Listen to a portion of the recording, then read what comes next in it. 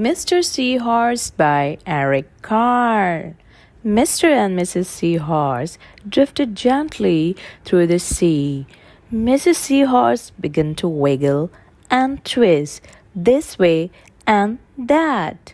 "It's time for me to lay eggs," she said. "Can I help?" asked Mr. Seahorse. "Oh, yes, thank you," said Mrs. Seahorse, and she laid her eggs into a pouch on Mr. Seahorse's belly. "I will take good care of our eggs," said Mr. Seahorse. "I promise." As Mr. Seahorse drifted gently through the sea, he passed right by a group of trumpet fish hidden in a patch of reeds. But before long, Mr. Seahorse met another fish. "How are you, Mr. Stickleback?" asked Mr. Seahorse. "Delighted," replied Mr. Stickleback. "I just built a nest, and right away Mrs. Stickleback laid her eggs into it. Now I'm taking good care of them until they hatch." "Keep up the good work," said Mr. Seahorse, and swam on his way. As Mr. Seahorse drifted gently through the sea, he passed right by a lionfish hidden behind a coral reef. But before long, Mr. Seahorse met another fish. "How are you, Mr. Tilapia?"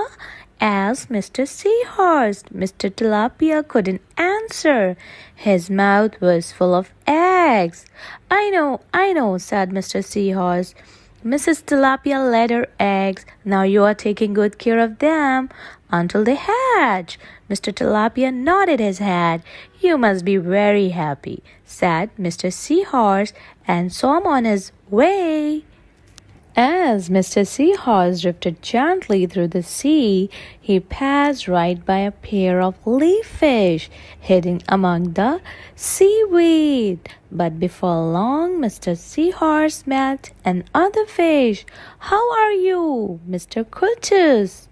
asked Mr. Seahorse. "Perfectly fine," replied Mr. Curtis. "Mrs. Curtis laid her eggs and I have stuck them on my head. Now I am taking good care of them until they hatch."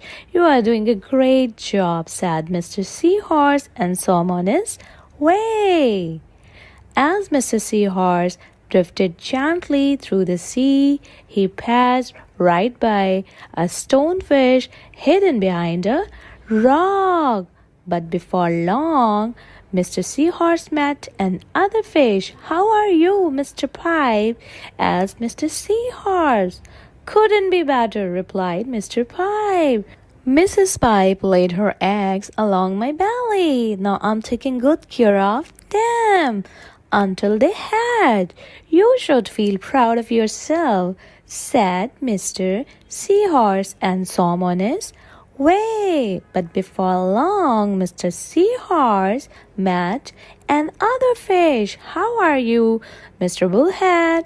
asked Mr. Seahorse. "Tip-top," replied Mr. Bullhead.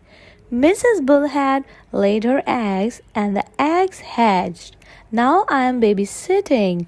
You are doing a fine job," said Mr. Seahorse, and swam on his way.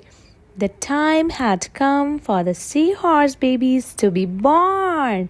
Mr. Seahorse wiggled and twisted this way and that. At last the babies tumbled from Mr. Seahorse's pouch and swam away. One baby turned around and tried to come back into the pouch. "Oh no," said Mr. Seahorse. "I do love you, but now you are ready to be on your own." Kindly like, share, and subscribe, Mo and friends, and press the bell icon for upcoming videos. And thank you for watching.